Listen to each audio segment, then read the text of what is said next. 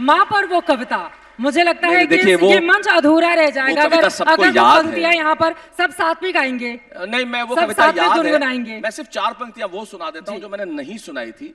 मैंने 4 पंक्तियां लिखी थी, वो माँ कविता तो आप, चूंकि वो कविता मेरी नहीं रही, वो आपकी हो गई। सिर्फ एक ही कविता नहीं, ये आपकी मोहब्बत है कि कविताएं आपकी हो गई। इससे बड़ा एक कवि के लिए, कलमकार के लिए और क्या हो सकता है कि कविताएं आपकी हो गई। मैंने सिर्फ एक जगह 2 पंक्तियां माँ पे यूं लिखी थी कि एक लड़का था, ईश्वर से बहुत कुछ मांगता था और उसे नहीं मिलता था। तो एक दिन भगवान के मंदिर में गया और मूर्ति के आगे चिल्लाने लगा, रोने लगा और कहने लगा कि तू क्यों नहीं सुनता मेरी, क्या दमदार मेरी दुआ नहीं है क्या? भगवान प्रकट हुए और कहने लगे, तू मांगने यहां क्यों चला आया, तेरे घर में मां नहीं है क्या? बहुत बस। और वो कविता तो सबको याद है। तो फिर माँ से आपने जो कुछ मांगा आपको मिल गया, पिता ने ना रोका ना टोका, लेकिन कई बार आप बता चुके हैं कि पिता वो वाले पिता हैं। नहीं, वो बड़े सख्त कड़े।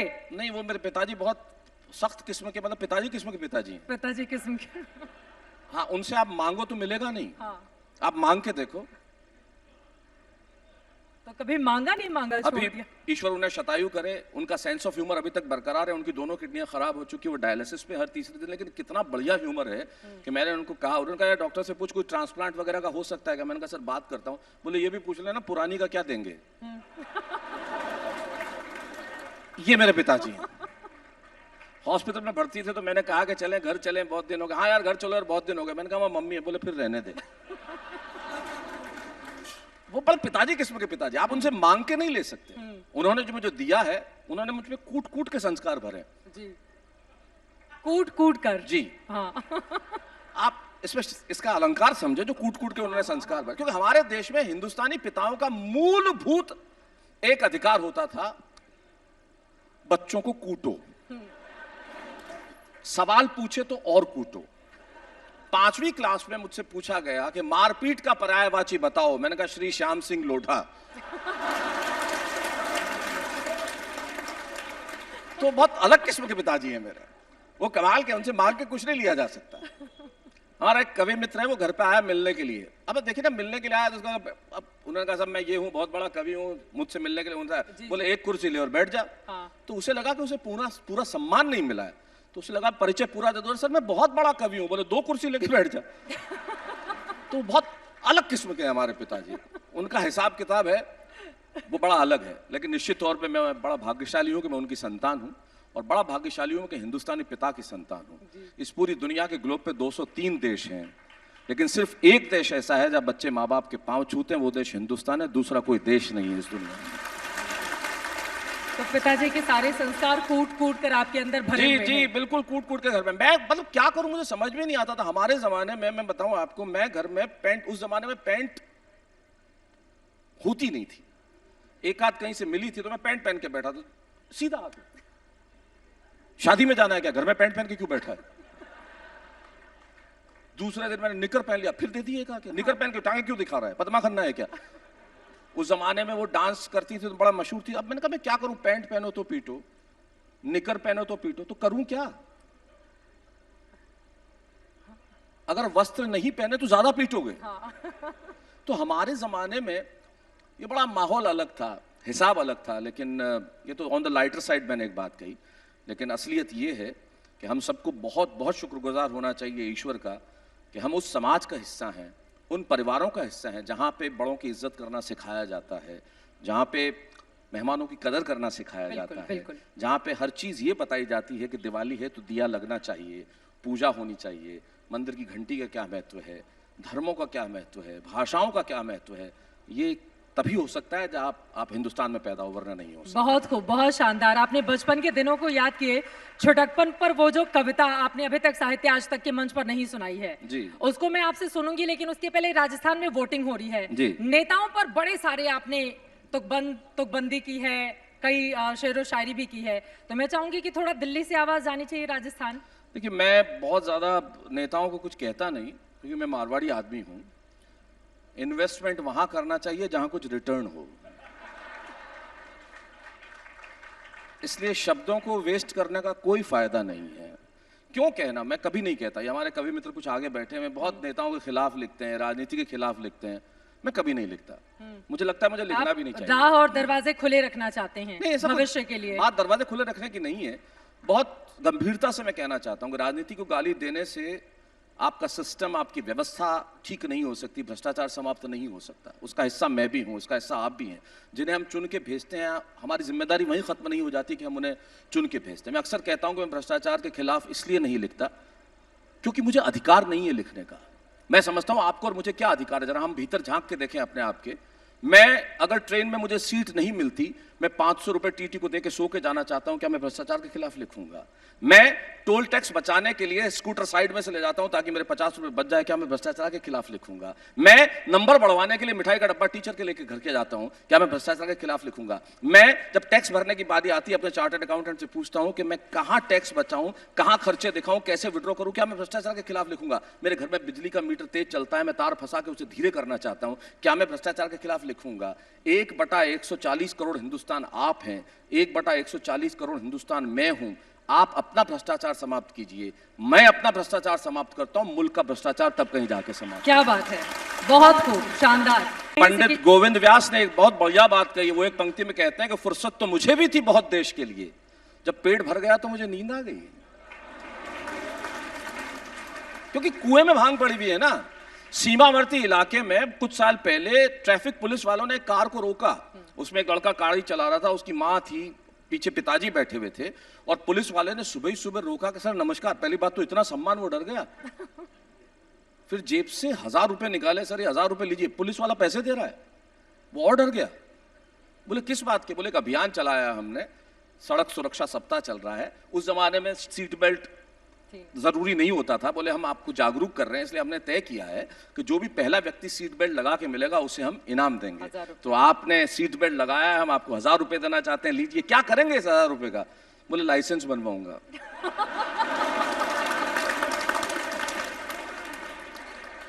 मां पास से बोली जल्दी निकल, चोरी की गाड़ी है। पिता जाग गया, अरे बोले तू दारू पी के चलाता है क्यों? अलग जवाब देता है। तो ये हाल है हमारा। जब हम चारों तरफ खुद ही ऐसे हैं तो हम किसी को क्या कहें? आपने सीमावर्ती इलाकों का जिक्र किया, इससे मुझे जवानों पर लिखी हुई आपकी कविता याद आ गई। अगर उसकी कुछ पंक्तियां आप यहाँ पर सुनाना चाहें।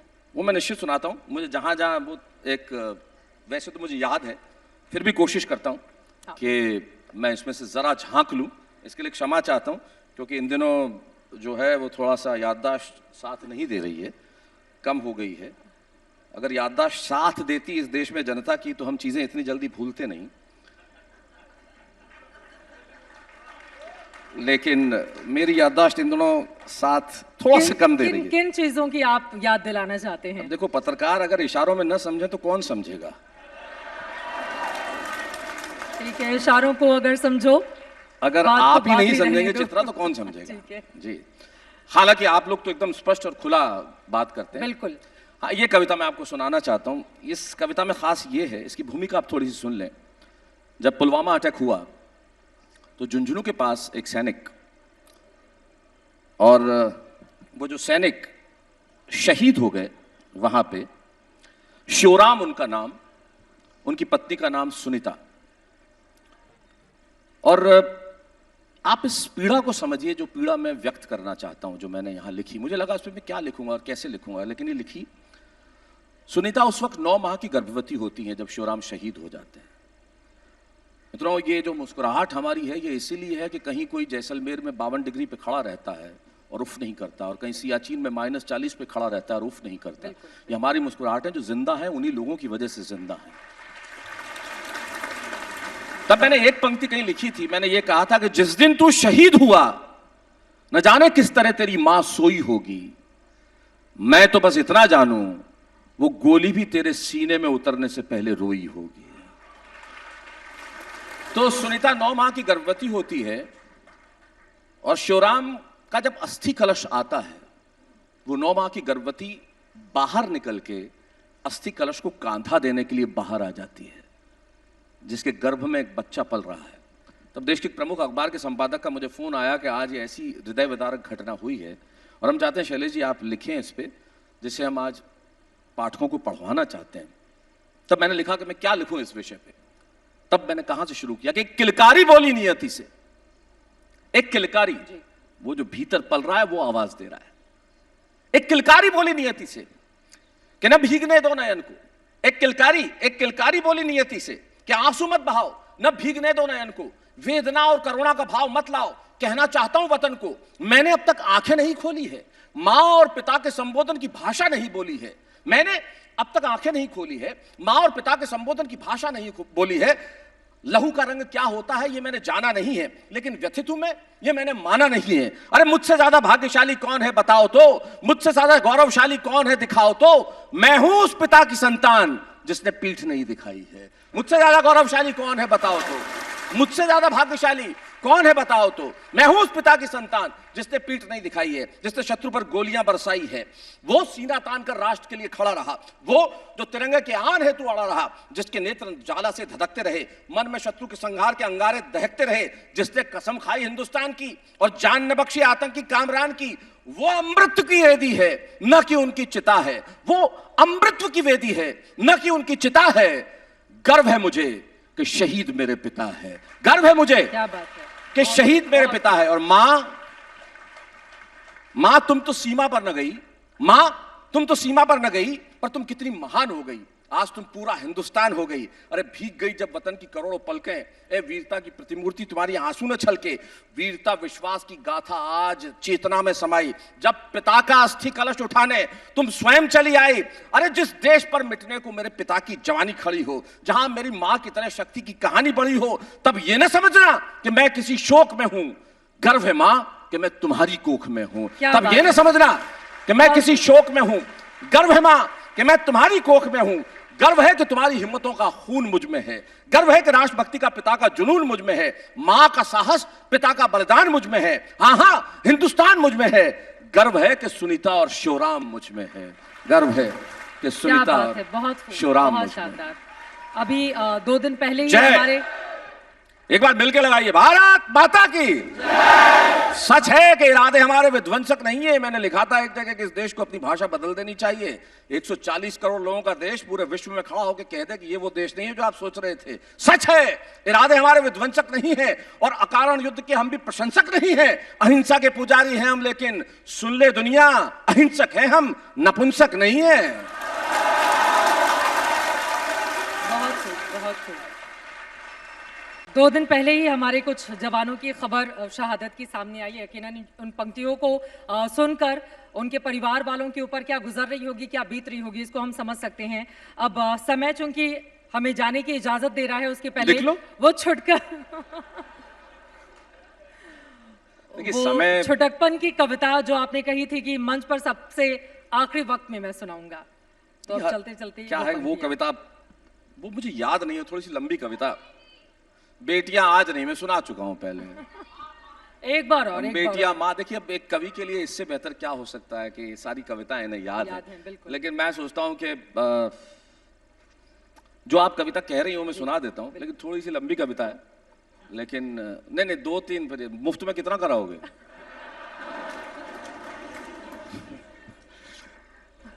आप सुन रही हैं, लेकिन ऑन द लाइटर साइड, क्योंकि हमारे तो दाल रोटी यही है ना। खैर ये मजाक की बात है। देखिए मारवाड़ी आदमी, हमें पता है कैसे क्या करना होता है। एक लड़का बेचारा आजकल मानो डिलीवरी करते हैं, तो टमाटर कहीं लेके जा रहा था, तो रास्ते में उसकी साइकिल से कोई टकरा गया, तो गिर गया और सारे टमाटर बिखर गए, टूट गए। अब वो बेचारा परेशान कि यार ये क्या होगा, जितने भीड़ लग गई। अब वो कोई, हमारे देश में भीड़ बहुत आसानी से लग जाती है, तो टमाटर बिखरे हुए देखे, भीड़ लग गई, तो भीड़ में से एक बूढ़ा आदमी निकल के आया, काका चाचा निकल के आए, और काका ने कहा देखो बेचारा डिलीवरी बॉय है, ये कहीं ले जा रहा था डिलीवरी करने के लिए, अब टमाटर फूट गए हैं, लेकिन अब मालिक जो है इसका दुकान का वो तो मानेगा नहीं, वो पैसे इसकी तनख्वाह से काटेगा, कितना गरीब आदमी है, नुकसान हो जाएगा। मैं पूरा पैसा तो नहीं दे सकता, लेकिन मैं अपनी तरफ से 10 रुपए देता हूं ताकि इस तरह से पैसे हो जाए, इस बेचारे के 100 रुपए का नुकसान हुआ है। उसने 10 दिए, तो ऐसे 10-10, 20-20 लोगों ने दिए, 300 रुपए इकट्ठे हो गए। और फिर किसी ने भीड़ में से कहा कि बेटा, और वो काका चले गए अपनी बेचारी सेवा करके, उनकी सदाशय था। किसी ने कहा बेटा देख कितना बढ़िया हो, काका कितने महान थे कि तुझे 10 रुपए दिए तो तेरे टमाटर का जो नुकसान हुआ है पूरा हो गया, सब लोग पैसे दे के चले गए, वरना तेरा दुकान मालिक तेरे पैसे काट लेता। बोले काका ही मालिक है।